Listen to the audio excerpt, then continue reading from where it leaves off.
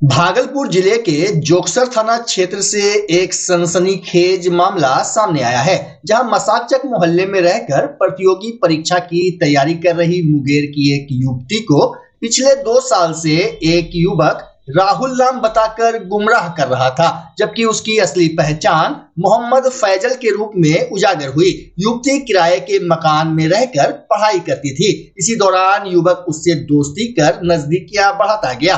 मोहल्ले के लोगों के पूछने पर युवती उस युवक को भाई बताती थी, जिससे स्थानीय लोगों में पहले से ही संदेह बना हुआ था। शुक्रवार को युवक के दोबारा आने पर मोहल्ले वासियों ने उसे रोक लिया। धर्म जागरण मंच के जिला संयोजक राजेश कुमार सिंह और स्थानीय लोगों ने उनसे पूछताछ की। शुरू में युवक ने खुद को हिंदू और नाम राहुल बताया, लेकिन जब उसकी कॉपी जांची गई तो सच सामने आ गया। वास्तव में उसका नाम मोहम्मद फैजल था। इसके बाद मौके पर मौजूद लोगों ने जोगसर थाना को सूचना दी। पुलिस पहुंची और युवक को हिरासत में ले लिया। युवती को भी थाने लाकर पूछताछ की गई। बताया जा रहा है कि युवक और युवती के परिवार को सूचना दे दी गई है। मामले के खुलासे के बाद से क्षेत्र में तनाव और नाराजगी का माहौल है। पुलिस अब युवक की मंशा और पहचान छिपाने के बिंदु पर गहराई से जांच कर रही है। आज मॉर्निंग का मामला था कि हम लोग भारत सरकार चौक पे थे। लव जिहाद का मामला है, जो कि आप देख रहे हैं के नर्सिंग होम के समीप पे जो बिल्डिंग है, इस बिल्डिंग में अपने धर्म को बदल कर तारापुर क्षेत्र की लड़कियां हैं जो कि राजपूत कास्ट से बिलोंग करते हैं और मोहम्मदन पेशे के लोग जो कि अपने राहुल नाम को बताकर यहाँ पे इनके बिल्डिंग में रह रहा था। और अभी कुछ देर पहले इन्फॉर्मेशन मिला। जब इन्फॉर्मेशन मिला तो लोग, मोहल्ले के लोग वहाँ से आए और हम लोग यहाँ पर आए तो उस चीज़ को रियल पाया गया, जो कि आप देख पा रहे हैं। लव जिहाद के नाम पे लूट मचा रखा लोगों ने। ऐसी क्राइम सबसे बड़ा क्राइम है। इसके ऊपर तो कानूनन कार्रवाई होनी चाहिए और सख्त कार्रवाई करना चाहिए, जो कि इस तरह से लोगों को, बच्चों को गुमराह करके लोग लव जिहाद के नाम से। और एक लड़की यहाँ रहती थी, तो वो तैयारी करती थी, पढ़ाई करती थी और तथाकथित उसका मुँह बोला भाई जो वो बोलती थी राहुल के नाम से, तो लोग यही जानते थे। वो कभी कभी आता था। आज दोनों एक रूम में पकड़े गए हैं और यही कहानी है। लड़का मुस्लिम है? हाँ, तथाकथित ऐसा है, लड़का मुस्लिम है और नाम पता वो बताना नहीं चाह रहे हैं। थाना लेके गई है, पता चलेगा। लव जिहाद का मामला देखने को लगा था। बिल्कुल ऐसा ही लग रहा है और ये लोग चंगुल में फंसा देते हैं। लड़कियां समझती नहीं हैं और मासूमियत और उम्र देख के लोग विश्वास कर लेते हैं। ठीक ही बोलती है, गांव से आई है पढ़ने, भला जात की लड़की है, और क्या कहा। कार्रवाई होनी चाहिए। हाँ, कड़ी कार्रवाई होनी चाहिए और सबको ध्यान भी रखना चाहिए। और ध्यान देने से ही पता चला है, इसके कुछ बैटमेट वगैरह कोई सूचना दिए थे, तब जाके मामला सामने आया। आपका परिचय? मैं यहीं रहता हूँ, ये हमारे यहाँ रहती थी। नाम आपका? सुयश नाम है। जोगसर थाना है। मैं राजेश कुमार सिंह, धर्म जागरण का जिला संयोजक भागलपुर। आज कुछ लड़कों द्वारा सूचना मिली कि यहाँ लव जिहाद का एक मामला चल रहा है। चूँकि हिंदू जागरण मंच और धर्म जागरण के तहत हमको यही देखना रहता है कि समाज में बच्चियों को दिग्भ्रमित नहीं किया करके किसी भी तरह बहला फुसला के और लव जिहाद का मामला बना के और दूसरे धर्म में जोड़ने का जो अभी चला है, उसी को देखने का कार्य हमको है। तो उसी संदर्भ में लड़के लोगों ने बताया, तो मैं गया आदमपुर में के नर्सिंग होम के सामने। के नर्सिंग होम है ना, के नर्सिंग होम के सामने सुयश जी हैं, वो भी हमारे जान पहचान के लोग हैं। उन्हीं के मकान में एक लड़की रहती थी और इन लोगों का कहना था कि 2 साल से ये लड़का रोज मतलब यहाँ आता है। उनको भी नहीं पता था, वो पहले भाई बन के कि मैं इनका भाई हूँ ये बोल के। हम लोगों को भी जब प्रथम इससे मिले तो इसने अपना नाम रोहित बताया। बाद में इसने राहुल बताया। बाद में इसने इसका नाम पता चला क्या, मोहम्मद फैजल कॉपी में लिखा हुआ था। तब हम लोग को जानकारी हुआ, तब पता चला और उसके बाद हम लोगों ने थाना को खबर किया और इन लोगों को यहाँ लाके। जिस तरह से लव जिहाद का मामला पूरे देश में देखा जा रहा है, क्या होना चाहिए? ऐसा मामला भागलपुर जैसे जिले में प्रत्येक आप लोगों को नहीं समझ में आ रहा है, 30 दिन में 24 बच्चियों का इस तरह से, जब मैं हिंदू जागरण मंच में था 1 साल पहले, उस समय तक का लिस्ट तक 24 बच्चियां रोज इस तरह से लव जिहाद के मामला में जा रही थी। और अभी इधर से थोड़ा हिंदू जागरण से जब धर्म जागरण में आया हूँ तो थोड़ा सा इस पर नहीं वो दे पा रहा था, लेकिन अब उस पर चूँकि कहीं भी रहूँ, लेकिन ये इस तरह का ये घटना होगा तो उसमें हम लोग को पहुँचेंगे ही, और उसमें ये देखे कि ये लव जिहाद का मामला और भी 1-2 मामला इसी हिंदू मोहल्ले में रह के और हिंदू नाम से ये लोग रहते हैं और लड़कियों को ये करते हैं। एक SBI बैंक के बगल में भी इस तरह का मामला है, जो एक लड़की अपने घर में 2 बहन रहती है, एक बहन घर पे ही रह के पढ़ती है, एक बहन जो है बाहर लाइब्रेरी या अन्य कोचिंग जाती हैं, उसको उसने ट्रैप कर लिया है और वो रोज हो हंगामा करती है कि हम मतलब उसी के साथ हमको रहना है। इस तरह का मामला क्या होना चाहिए, क्या कानून बनना चाहिए? कानून बनना चाहिए कि किसी भी कीमत पर जो जिस धर्म में उसने जन्म लिया और उसको छोड़कर ये दूसरे जन्म जो 20 साल 25 साल तक अपनी माँ बहन उतना अच्छे से उसको रखकर पोसती है, उसका नहीं हो कि इसका क्यों होगी। और किसी भी कीमत पर, चाहे वो बालिग हो या नाबालिग हो, किसी भी कीमत पर ऐसे स्थिति में ये नहीं होना चाहिए। ये प्रेम है, ये है, वो नहीं है, और जो जिस धर्म की है उस धर्म में रहने दिया जाए। भागलपुर नाथनगर प्रखंड के बैरिया गांव में लगातार हो रहे कटाव से ग्रामीण आक्रोशित हैं, जिसको लेकर गांव की महिलाओं का गुस्सा आज फूट पड़ा। वहीं ग्रामीणों ने सड़क जाम कर जोरदार प्रदर्शन किया। प्रदर्शन कर रहे लोगों का कहना था कि लगातार गंगा का विकराल रूप देखने को मिल रहा है, जिस कारण उनकी उपजाऊ जमीन और मकान नदी में समा रही है। हालांकि जिला प्रशासन की ओर से ड्रेजिंग का काम कराया जा रहा है, जिसका ग्रामीण विरोध कर रहे हैं। गांव के लोगों का कहना है कि गंगा की धार को मोड़ा जा रहा है, जिससे पूरा गांव ही गंगा में विलीन हो जाएगा। कुछ ग्रामीण काम रोकने की भी मांग कर रहे हैं। ग्रामीणों ने कहा कि यहाँ पर बोल्डर पिचिंग का काम कराया जाए और गांव को बचाया जाए, लेकिन प्रशासन गंगा की धार को ही मोड़ने पर लगा है। बच्चा बुतरू कहाँ रहेगा? पुलिस प्रशासन साथ में कटाई कर रहा है। प्रशासन धमकी दे रहा है कि नहीं कटाएगा तो कितना 5 आदमी पर केस भी कर दिया है। आदमी पर केस हुआ है। कट रहा है। हाँ, 2-3 घर भी कट गया है। कोई कार्रवाई नहीं कर रहा है। प्रशासन आगे कटाई कर रहा है। प्रशासन साथ में आता है, कटाई करता है। गांव घर कटी जाता है, बाल बच्चा कहाँ रहता है, कहाँ खाता है? सरकार ने देता है बस बात। सरकार ने 2 बीघा के खेत, 5 कट्ठा की जमीन आदमी पर दो, खाने के लिए, रहने के लिए, बसने के लिए, तब कटना है दिरा, नहीं तो दिरा नहीं काटो। एक तक कटी गया सारा घर द्वार कटी रहलो छे, न कटाव करी रहल छे सरकार, न कहीं न कटाव करी रहलो छे। सरकार जीती लेलकै या मोदी सरकार न एखन कटाव करी रहलो छे। बाल बच्चा की दिक्कत होता है? 10,000 में समय कटी जेते, 10,000 में समय नहीं कटता। क्या नाम हुआ? नाम क्या हुआ? वो नाम नहीं बताएगा, कहीं याद हो जाता है। नाम चंद्रा मौसुमात बैरिया घर। भागलपुर से जमालपुर के बीच कुल 53 किलोमीटर लंबे रेलखंड पर तीसरी लाइन बिछाने की तैयारी तेज हो गई है। रेलवे निर्माण विभाग के deputy chief engineer Hemant Mishra की देखरेख में कार्य प्रारंभ कर दिया गया है। जानकारी के अनुसार परियोजना पर लगभग 1155 करोड़ रुपए की लागत आएगी। जमीन अधिग्रहण का काम जारी है। जनवरी 2026 से प्रभावित जमीन मालिकों को नोटिस भेजना शुरू होगा। मार्च तक अधिकांश लोगों के खातों में मुआवजे की राशि भेजने का लक्ष्य रखा गया है। राशि प्राप्त होने के 90 दिन बाद निर्माण कार्य के लिए ढांचों को हटाने की प्रक्रिया शुरू कर दी जाएगी। परियोजना के लिए दक्षिणी पटरी के बीच से 83 फीट भूमि अधिग्रहण की जाएगी। जमीन मालिकों को दस्तावेजों के तौर पर खतियान या केवाला, LPC, लगान रसीद, शपथ पत्र और आधार कार्ड समेत अन्य आवश्यक कागजात तैयार रखने होंगे।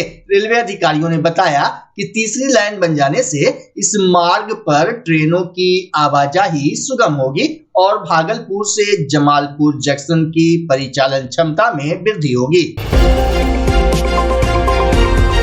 भागलपुर सुंदरवती महिला कॉलेज में अंतर महाविद्यालय वॉलीबॉल प्रतियोगिता 2025-26 का आगाज हो गया। सरोज शंकर भगत ट्रॉफी के लिए आयोजित यह प्रतियोगिता एसएम कॉलेज कैंपस छात्रावास मैदान में शुरू हुई। आयोजन स्थल पर सुबह से ही छात्राओं, खेल प्रेमियों और कॉलेज प्रतिनिधियों की उपस्थिति बनी रही। मैदान के चारों ओर लगाए गए बैनर, पोस्टर और रंगीन सजावट ने माहौल को और भी जीवंत बना दिया। प्रतियोगिता में भाग लेने वाली दोनों टीमों की ओर से 11 खिलाड़ियों को उतारा गया, जिन्होंने शुरुआती मैच से ही अपने कौशल और खेल भावना का बेहतरीन प्रदर्शन किया।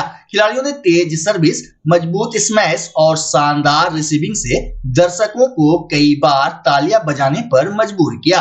शुरुआत से ही मुकाबला कड़ा रहा और दोनों टीमों ने अंक दर अंक संघर्ष किया। कई बार ऐसा लगा कि मैच किसी भी ओर झुक सकता है, लेकिन खिलाड़ियों के उत्साह और टीम वर्क ने मुकाबले को रोमांचक बनाए रखा। पूरे आयोजन का नेतृत्व sports secretary doctor Sanjay Kumar कर रहे थे। उन्होंने मैच शुरू होने से पहले खिलाड़ियों को प्रोत्साहित करते हुए कहा कि ऐसी प्रतियोगिताएं न केवल खेल प्रतिभा को बढ़ावा देती है, बल्कि छात्राओं में आत्मविश्वास और नेतृत्व क्षमता भी विकसित करती है। जबकि प्रिंसिपल डॉक्टर निशा झा ने बताया कि महाविद्यालय का उद्देश्य महिलाओं को खेल के क्षेत्र में अधिक अवसर प्रदान करना और उन्हें राष्ट्रीय स्तर की प्रतिस्पर्धाओं के लिए तैयार करना है। ये जो है तिलका मांझी भागलपुर विश्वविद्यालय का सबसे प्रतिष्ठित महिला कॉलेज सुंदरवती महिला कॉलेज में आज अंतर महाविद्यालय वॉलीबॉल टूर्नामेंट का आयोजन किया जा रहा है और इसमें ये बहुत ही खास मौका है क्योंकि विश्वविद्यालय का तमाम तरह से जो है इसको बेहतर तरीके से आयोजन कराने की कोशिश की गई है। तो और इसमें आप देख रहे हैं कि लड़कियों में काफ़ी उत्साह है और हमने अभी अपने भाषण में ये भी कहा है कि लड़कियों के लिए हम और भी मौका उपलब्ध करा रहे हैं। पहली बार तिलका मांझी भागलपुर विश्वविद्यालय महिला क्रिकेट को आयोजित करा रही है और महिला क्रिकेट में न सिर्फ हम आपने पिछले साल देखा था कि हमने फैंसी मैच कराया था महिला शिक्षिकाओं के बीच, इस बार भी महिला शिक्षिकाओं के बीच ये फैंसी मैच का आयोजन होगा और इसके साथ ही मैं अभी एक नया चीज़ उसमें करने जा रहा हूँ कि महिला शिक्षिकाओं की टीम तो रहेगी, इस बार गर्ल्स क्रिकेट टीम भी रहेगी और तिलका मांझी भागलपुर विश्वविद्यालय पहली बार अपने गर्ल्स टीम को मैदान में उतारेगी। आपको पता ही है कि इस बार विश्व विजेता टीम है महिला, भारत की महिला क्रिकेट टीम विश्व विजेता है। हम इसमें इस दिशा में एक बड़ा योगदान देना चाहते हैं। हम तिलका मांझी भागलपुर विश्वविद्यालय की तरफ से भी ये मौका हम बच्चों को उपलब्ध करा रहे हैं। सर परिचय दीजिए। मैं doctor Sanjay Kumar Jaiswal, sports secretary Tilka Manjhi Bhagalpur विश्वविद्यालय भागलपुर। Thank you. बहुत ज़्यादा उत्साह, जैसे आप देख रहे हैं हम सबको बहुत सारे कॉलेज से बहुत सारी लड़कियां आई हैं।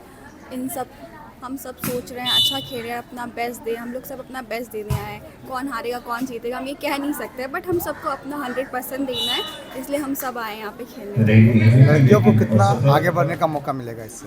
बहुत ज़्यादा, और जैसा पहले और अभी अगर कंपेयर किया जाए तो अभी लड़कियों को सारी चीज़ों में, स्पोर्ट्स हो, पढ़ाई हो, सब चीज़ों में बहुत ज़्यादा आगे बढ़ने का चांस दिया जा रहा है। और इस खेल के बाद मुझे पूरा भरोसा है कि हम लोग बहुत आगे जाएंगे, नेक्स्ट लेवल पे जाएंगे, स्टेट लेवल, नेशनल, इंटरनेशनल जो भी है। तो हम लोग को अपना बेस्ट देना है जिसकी वजह से हम लोग आगे बढ़ पाए। नाम बता दें। नाम अनाया चौधरी। बच्चा जब जन्म लेता है तो कई बार बच्चा तुरंत नहीं रोता है, रोने में देर हो जाता है। ऐसे में बच्चा क्षतिग्रस्त हो जाता है और उसके बचने की संभावना कम हो जाती है और यदि बचा तो भविष्य में उसमें विकलांगता की समस्या आती है, जिसे सीपी कहते हैं, जिसका कोई माकूल इलाज नहीं है और ज़िंदगी भर बच्चा विकलांगता से जूझ सकता है। ऐसे में पूरे संसार में कूलिंग थेरेपी का सहारा लिया जाता है। जन्म से ठीक 6 घंटा के अंदर यदि उसको कूलिंग थेरेपी दिया जाए तो उससे उसका सीपी की समस्या कम होती है और बचने की भी संभावना बढ़ती है। पहली बार बिहार झारखंड में आपके शहर के स्नेह नवजात शिशु बाल सेवा केंद्र में यह मशीन उपलब्ध है। कभी भी ऐसी बात हो कि बच्चा रोने में विलम्ब हो गया तो आप स्नेह नवजात शिशु बाल सेवा केंद्र में जरूर संपर्क करें।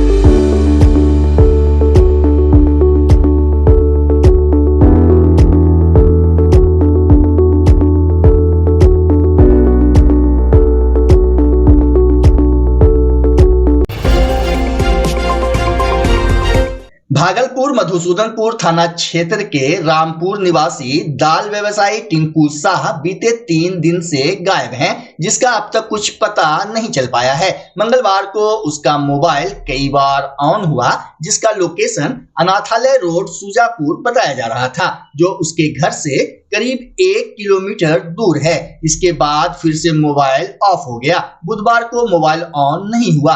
इधर पत्नी चिंता में बदहवास हो रही है। टिंकू की पत्नी ममता ने बताया कि आसपास के लोगों पर उसे शक है, क्योंकि उन लोगों ने उसके साथ मारपीट किया था। वहीं पुलिसिया जांच में कई महाजनों का पैसा बकाया होने की बात भी सामने आ रही है, जबकि स्वजन किसी प्रकार के पैसा बकाये की बात से इनकार कर रहे हैं। मधुसूदनपुर थाना अध्यक्ष सफदर अली ने बताया कि लापता की तलाश जारी है। लापता होने में सर, मेरा भाई दाल मिल में काम कर रहा था, जिसके मिल में वो कुछ दिन काम किया। इसके बाद वो हम बोला, हमको फ़ोन किया, हम बाहर में थे। फ़ोन किया हमको कि भैया बाहर में क्यों हैं, आप आइए, यहीं कोई बिजनेस कर लेते हैं। हमको सब नॉलेज है दाल मिल का, कहाँ क्या बेचना है, खरीदना है। हम नॉलेज दिया, तो ठीक है, हम आते हैं।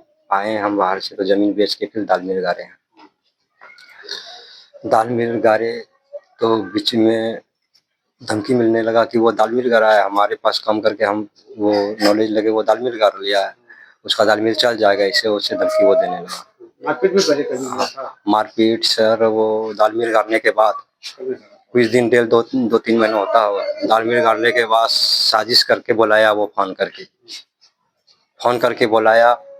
10-15 आदमी को पहले बुला करके वो रखा था, साजिश करके चारों ओर घेर के रखा था, मतलब कि छिपा छपा के। मेरे भाई को बुलाया गया, वो अपने घर पे बुला के इसके बाद फिर लाठी डंडा से जैसे हुआ भरपूर उसको दगाने लगा। कितने दिन पहले?